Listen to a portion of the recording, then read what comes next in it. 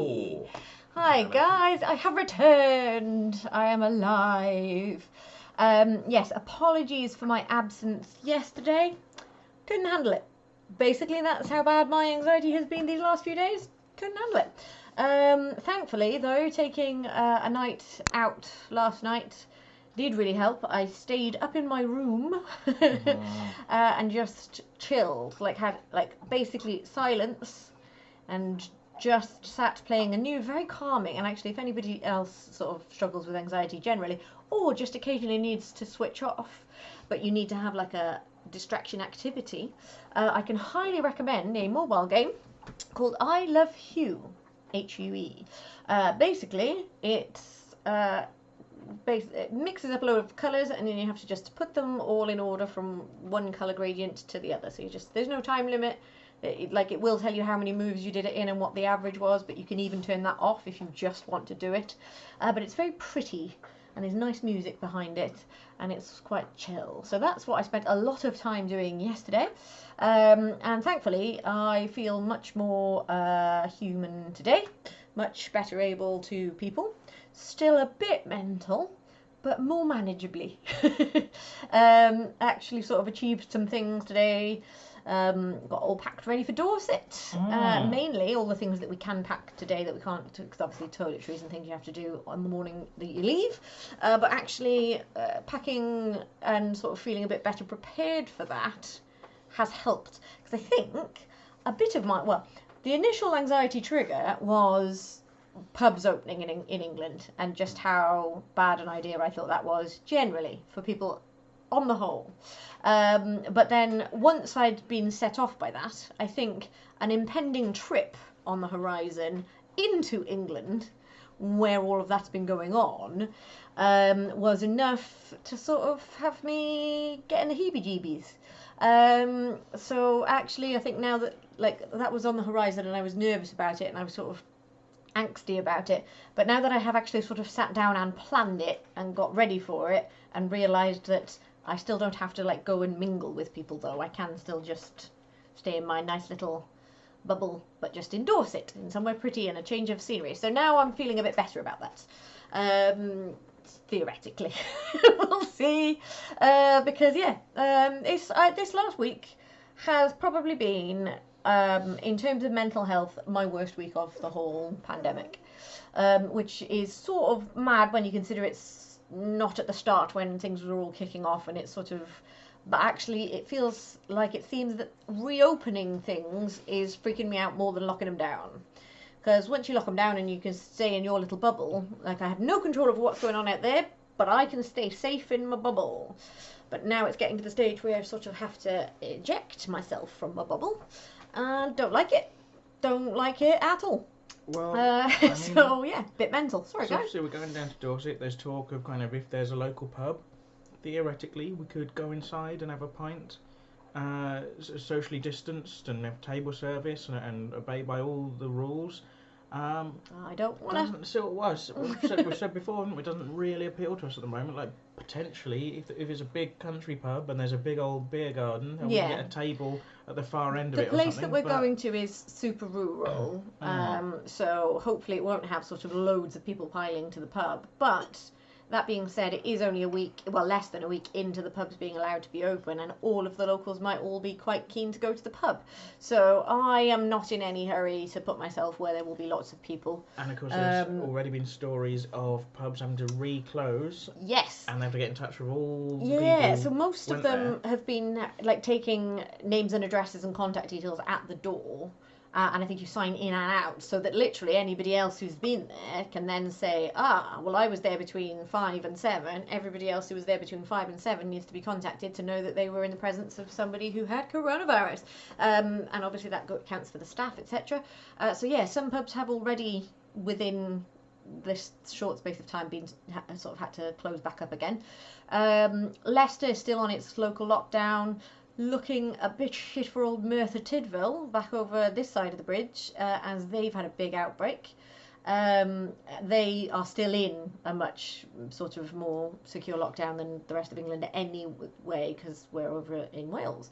So I don't think they're actually steeping up the lockdown measures there, but it looks like it's still popping up in places. So yeah, just not time to go to the pub. But I don't really want to dwell on any of that because I am still basically yesterday mad as a box of frogs. Today, mad as a drawer full of frogs. But you can shut the drawer and leave it alone. Looks more sensible from a distance. Can't hear it ribbiting. But it's still mad. So that's what's going on today. But yeah, hopefully, once I'm there and I've sort of cased the joint, I will feel better. But my anxiety things are feeling out of control.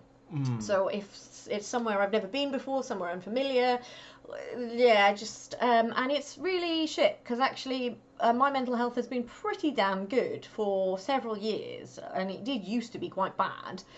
And so yeah, when you have a bit of a setback, obviously you can just go, oh, it's just a blip, but you do then have all in your sort of psyche the memory of how bad it got previously, and then you sort of go, oh, that's a place I don't want to go. So it can be a bit well, irritatingly, having anxiety can give you anxiety, so like that's fun. Thanks, mental health. So that's what's going on there. But hopefully, well, yes, we should say actually, because we are intending to continue blogging while we're there. The cottage that we're staying in does have internet.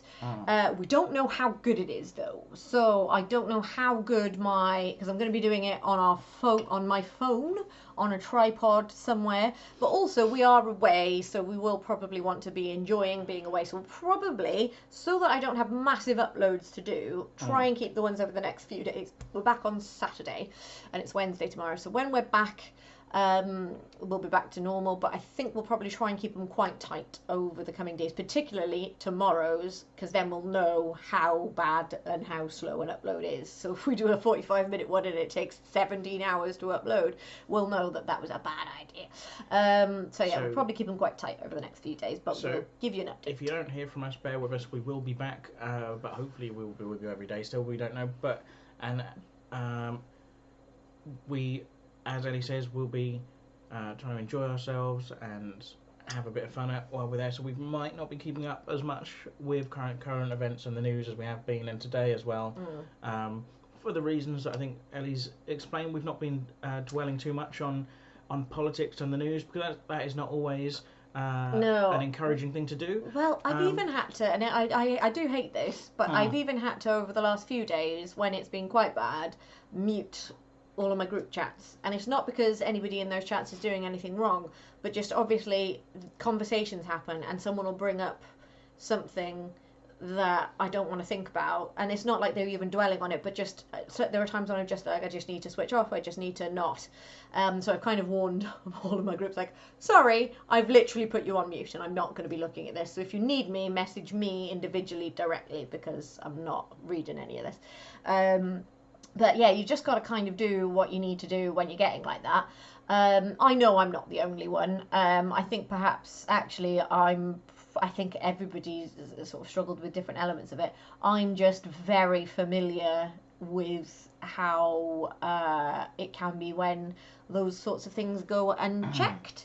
So maybe I'm just a bit more familiar with how bad it can get if you let it sort of run and riot with itself. So I don't think I'm actually worse than a lot of people, but I think I'm just more vocal about it, and I sort of try to sort of be honest about it. Because also another thing that's really bad to do is if you are feeling really anxious and you're just trying to keep it together and you're worried about seeming anxious and you're worrying about the fact that you're worrying, it can just pile on. So it's better to just be like, hey guys, just so you know, I'm struggling a little bit, cards on the table, and then you sort of feel like, right, I've dealt with that. That's sort of less panicky than if, oh, what if people think I'm acting really weird? What if people are talking about me? What if this, that, and the other? And so it's better to just say what the thing is, and then everybody knows what the thing is, and everybody can stop wondering and worrying.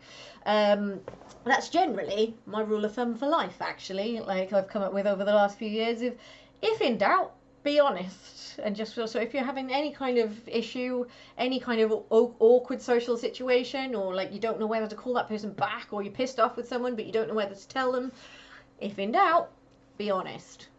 Be nice about it, but be honest. Because yeah, like so much people get like really like caught up in their own heads and get really pissed off with someone or whatever. But if you're like sitting there and stewing on something that's really bothering you, but you haven't communicated that to the other person, it's kind of on you. Because you're angry about stuff that's going on in your own head and they haven't been given the right to reply or do anything or explain themselves, because it may be a misunderstanding. If it's not, they can at least explain themselves, whatever. But generally speaking, I think that's a pretty good rule of thumb. If something's bothering you or you're mulling something over or you don't know quite what to do about a certain thing, is generally put your cards on the table and say, this is what I'm thinking about. I'm torn between doing this or that. That's where my head's at. What do you think? And then you can both sort of have a grown-up conversation, hopefully. Not always, but that's where the if in doubt bit comes in. Sometimes, if you know you definitely want to keep your mouth shut, then do so. But if you're not sure, say it. But yeah, Spit it out. As I say, we've not really been following politics or whatever today. So in the very unlikely event that you're tuning into this desperate to hear our hot take on some recent political event or update or some news story, sorry guys, we've just not been looking. But oh well, I have seen a few bits. What I will say is, and maybe we'll cover whatever it is that you wanted to hear us talk about. But if we don't, just assume if people were being cunts, we'd have called them cunts. That's the generally what we do, isn't it? Yeah. Well, we're pretty route one about these things. There's one person that we can sort of kind of right. Let it be known, I'm never going to revel in anybody catching an awful illness. But I'm not going to shed any tears over the president of Brazil, Bolsonaro, having caught coronavirus, because he's been incredibly sort of what's the word, uncautious and devil-may-care and not bothering with social distancing, not wearing a mask, basically saying this is all overblown nonsense, and now he's got coronavirus.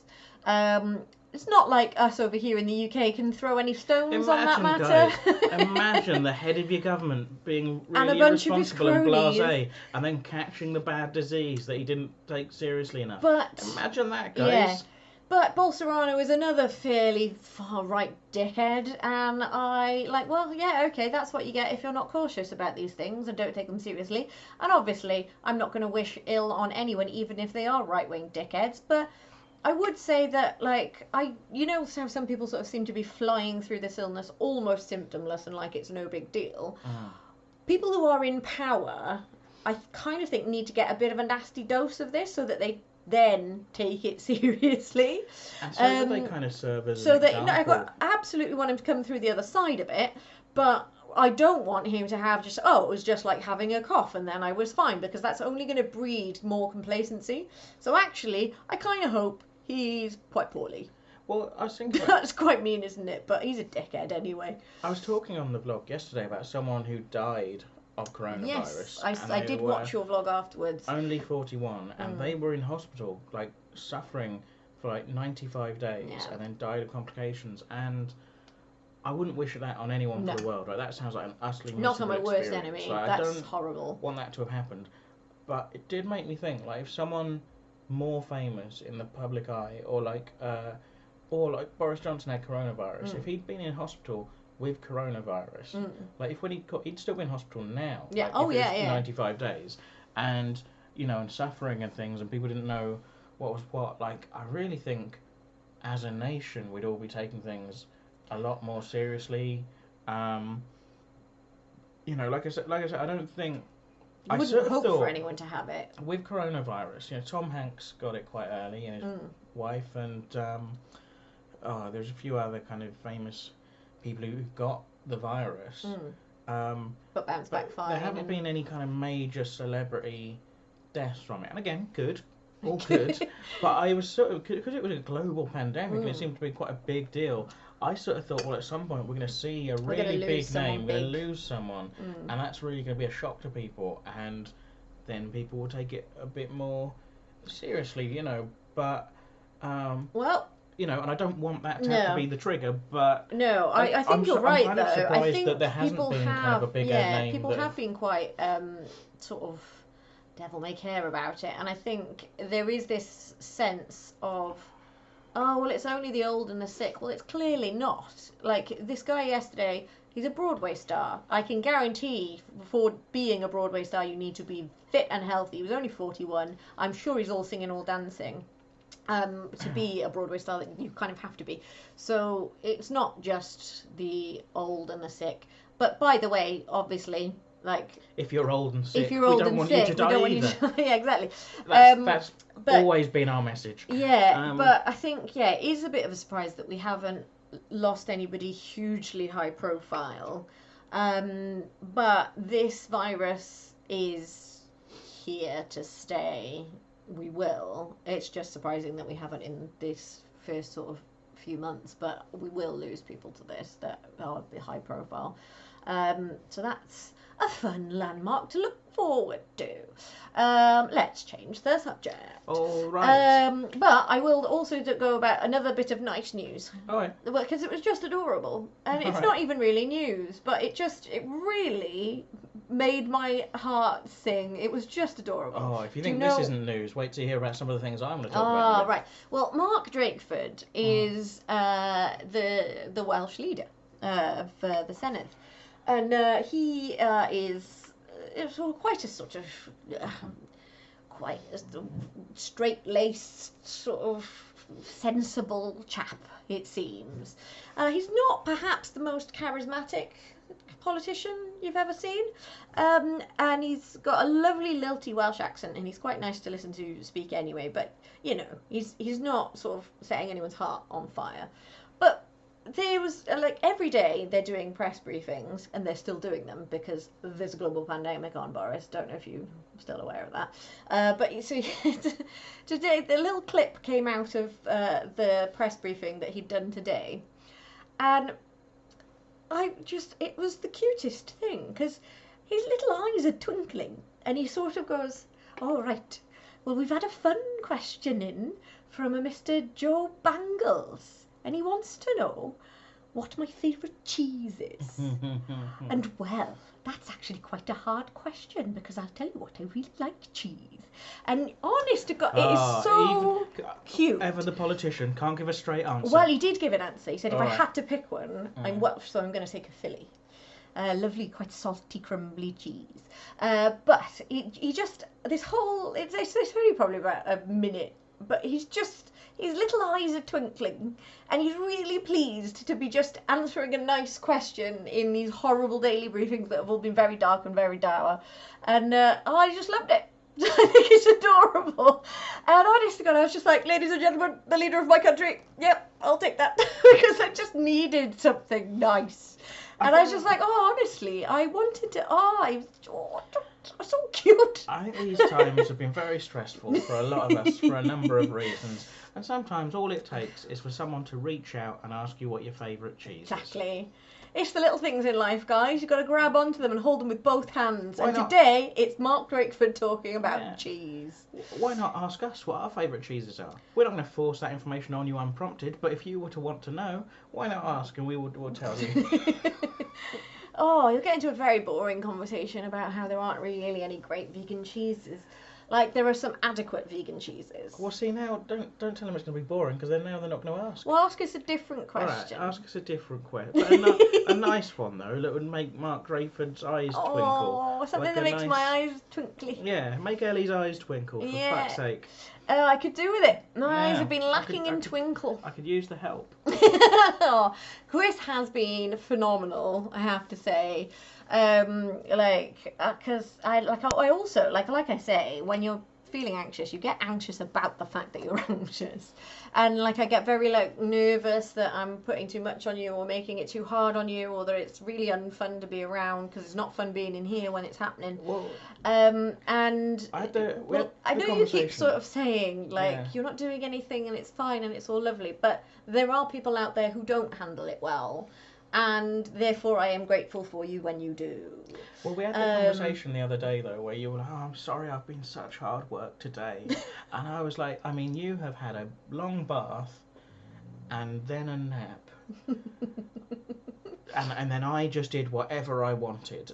Like, there are worse burdens than, Yeah. you are not difficult. Even when you're not in the bath or asleep, even when you're awake and on dry land, you're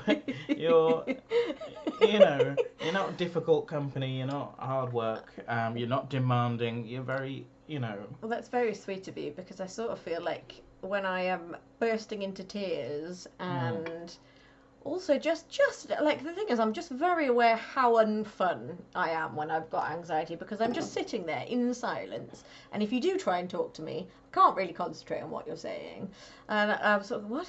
Or if you ask me something, I'm like, oh, that sounds like a decision, I can't do them. Like, literally, it is. When it's bad, it will literally just be like, oh, should we watch this or this? Don't make me choose, I might get it wrong. Like, it's bonkers. I know it's bonkers, but mental health issues do not come from a place of logic. But I'm pretty good, like, if, like, finding ways to entertain myself if you're not in the mood for doing stuff. Like, I've said this whole pandemic, like, there's never been a better time to be stuck in your house with only your stuff, because we've all got streaming services and YouTube and I've got books and comic books and there's Spotify and there's video games, there's just so much stuff now, and like I haven't really got any excuse to kind of not be able to fill my time if you're having a nap or just not I do feeling know up that for doing stuff. So, but I still like, it's just sort of like, I don't ever want you to feel like you're sort of walking on eggshells, or like just that I'm like this big ball of negativity, because it's just like, I never feel like I'm walking on an eggshell. I sometimes wish I could do more just to kind of I don't know, make you feel a bit more relaxed and happy and things. But it's not because you're difficult to be around, but just because I love you and I want you to be happy. You're very good. You may think that you don't do much, but just the fact that you are easy to be around when I am feeling like that, and I'm perhaps a little needier or a little sad and just sort of a bit clingy, it's good that you're fine with that. It's just like, there are people out there that would just be like, oh, for goodness sake, get a grip, woman. And that, I won't respond well to that. You surprise me. We have like a little notebook here that has notes, just kind of things that we wanted to talk about every day. I know, you're watching this now going, they prepare for this? And this is still only as good as it is? Like, this is...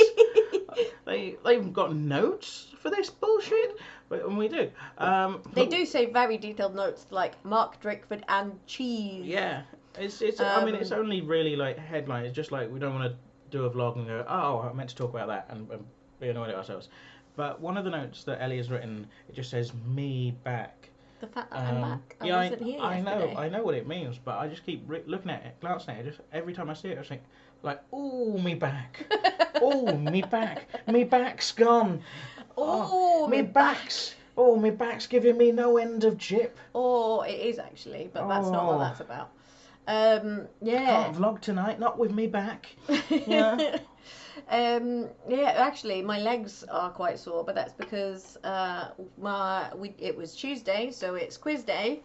But we totally miscalculated our handling of that, because we thought quiz starts at 8, and we didn't want to be like eating at midnight, as often happens, because we've got to be getting up tomorrow and getting ready and going off to Dorset. So we're like, oh, can we cook and quiz at the same time? And I was like, oh yeah, well actually we can, because I can be scribing and doing the sort of quiz, and you can be making the food, and we can sort of be talking. What I didn't anticipate was, though, that the food would be ready during the quiz, and we'd have to serve and eat the food whilst trying to like keep up with what was going on in the quiz. And I got stressed. But also I was standing, because that's basically the best part of sort of an hour and a half, just standing in the kitchen, and that's not good for me. So like, actually walking is better than standing, because I do seize up a bit, so my back does hurt. So me back. But yeah, we miscalculated that terribly, but got food in us before midnight, so that's something. So there you go. But yeah, I think I think I might need, like, I think we'll like I said, we'll do one or two more, but then I think I could do with a quiz break. Because in reality, when things are not in lockdown, to be honest, I don't go to the pub quiz regularly because I find them a bit stressful. I find people take them a bit seriously, and then therefore I do. Yes, people take them a bit seriously. I take them very seriously, but that's because I'm very competitive.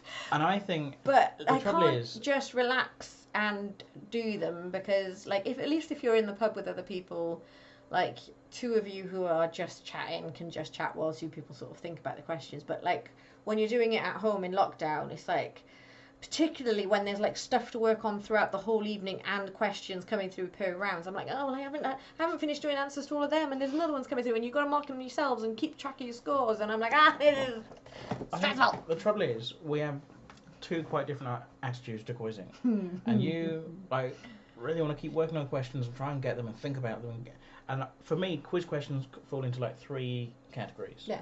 Things that you know, and you go, oh brilliant, I know that, I feel clever. Things that you think that you know, but you can't quite get it. Need to mull over. Yeah, and you're thinking about it, and you go like, oh, I think I can get this. Oh, it's on the tip of my tongue. What was it? I know it. I'll be kicking myself if I don't get it. And those you can kind of think about and trying to worry around your head and try and get at. And then the third category, and for me, I find this covers a lot of questions, just things I do not know, things that I know that thinking about them isn't going to bring them to mind. I just don't know them. No. And so what will happen is we'll have a round. Yeah. We'll have all the questions, and I'll answer the ones I know. You'll answer the ones you know, and like if there aren't any that I'm trying to niggling or worrying about, I'm like, right, that's done. It's done. Send answers in. Well, don't care. that doesn't hold water though, because we had anagrams to be working on throughout the whole quiz. Yeah, but anagrams. And did we have answers for all of them? No, we did not. Anagrams are largely bullshit. It's not quiz, it's not trivia, it's just anagrams. No, but you can sit and work on them, can't you? But I don't want to. It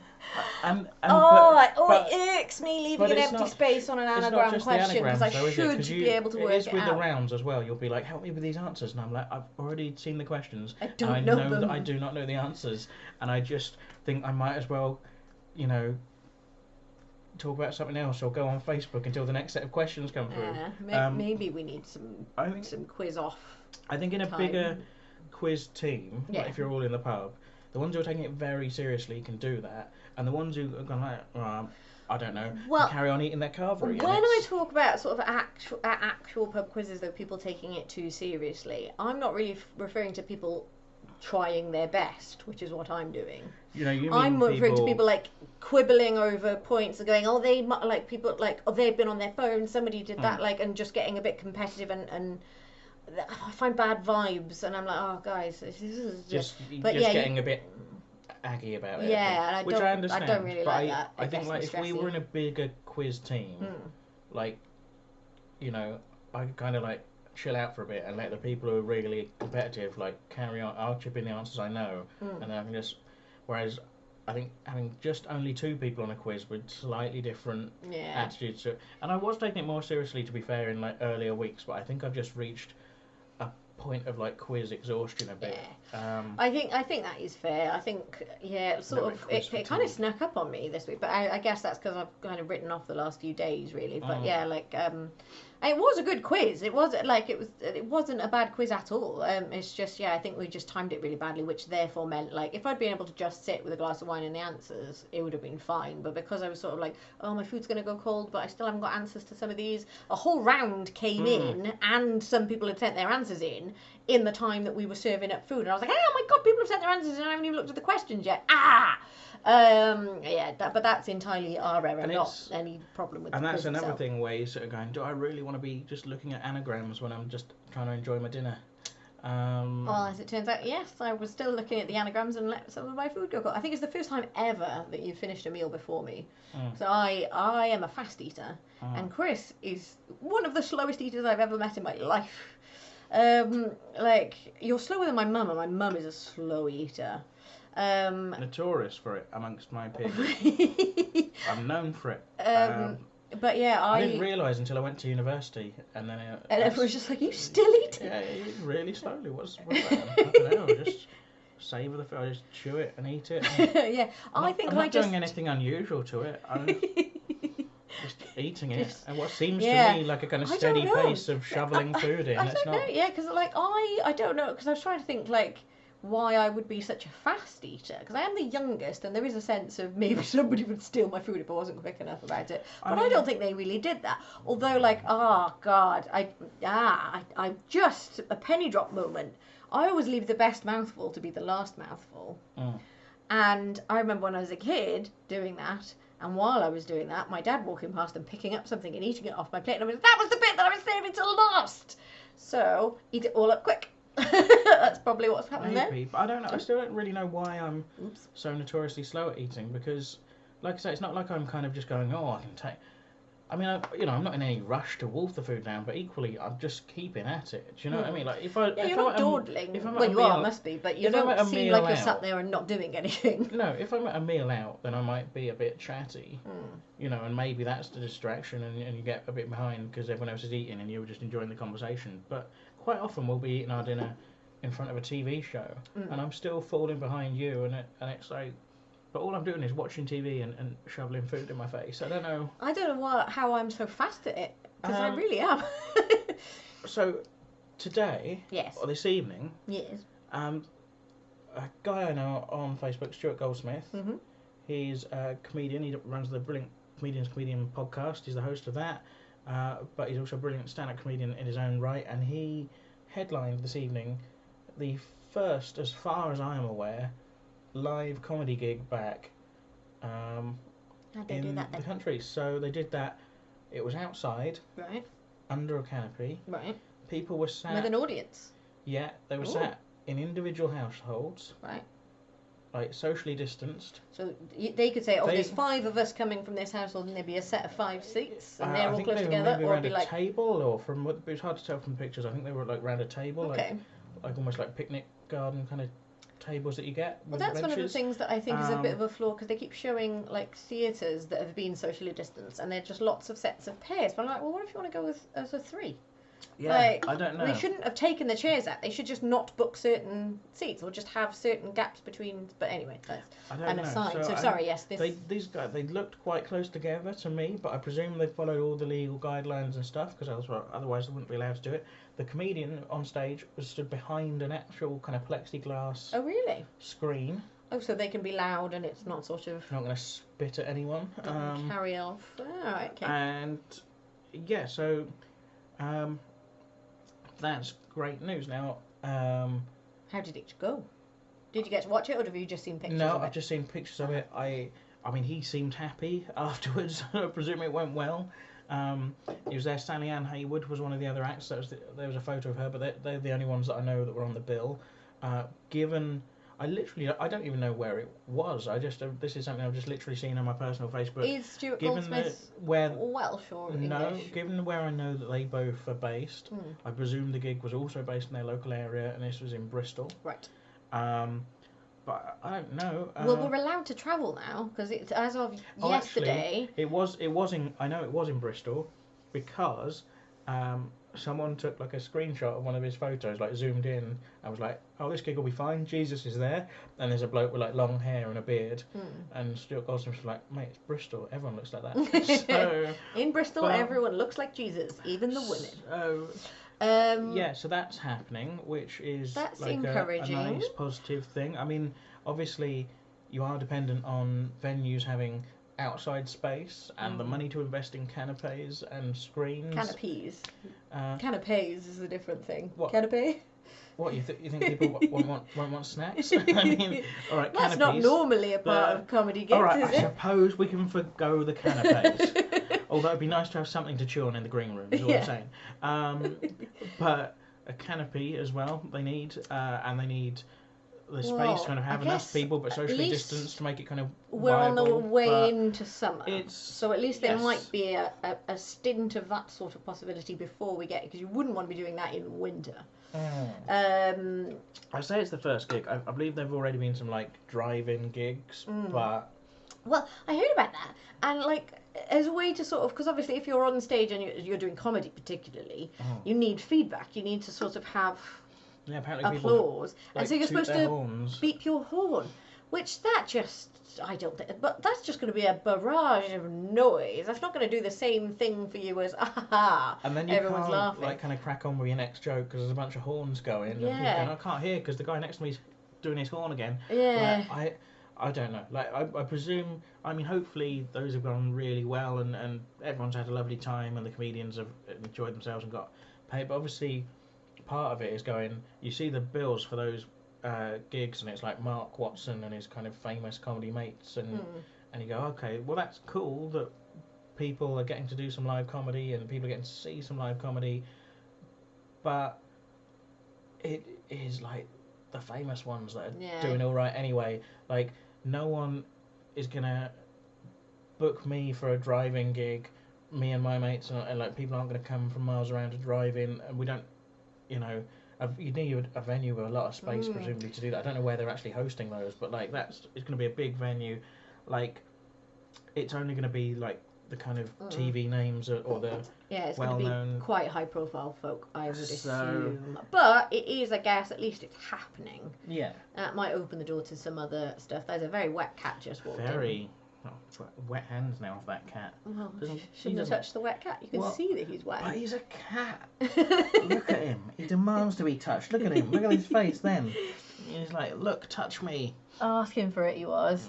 Right. I like the way you framed that. Well, you should look at him. He's just begging to be touched. Yeah, he came out. He was like looking at me. Like, How are you? That looks like a much friendlier face than Totem is capable of. He was pulling, and now he's got his back to us, but he was giving us a very loving expression. Much more loving expression than he ever gives us when he's dry. Yeah, that's true. Right, well, we should probably toodle off, I think. So tomorrow, hopefully, you will be hearing from us from Dorset, unless internet issues occur. If we cannot get it uploaded at all, then we will still record them and they will have to get uploaded all in one go. But we should hopefully be able to upload from my phone. It just may be that takes a while and it's tricky. I've been told there's internet in the house we're going to, but obviously until you're there, you don't know how reliable stuff's going to be. So we will continue with our vlog because we're still in lockdown and we've sort of said we're going to do this until we're both not in lockdown anymore. But a change of scenery.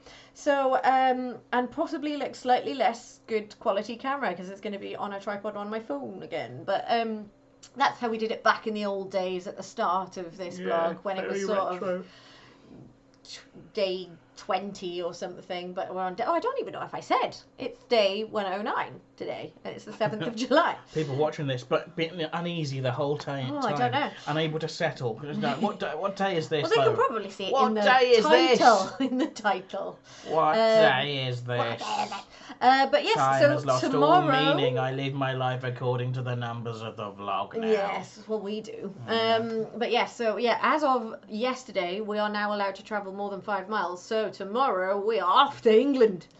So we will. We did that see bit. you Are we from starting again? Dorset. Yeah. Dorset. So hopefully. All right. I'm off to touch a cat. He is. All right. So bye guys. Like and subscribe. Zero shame in that.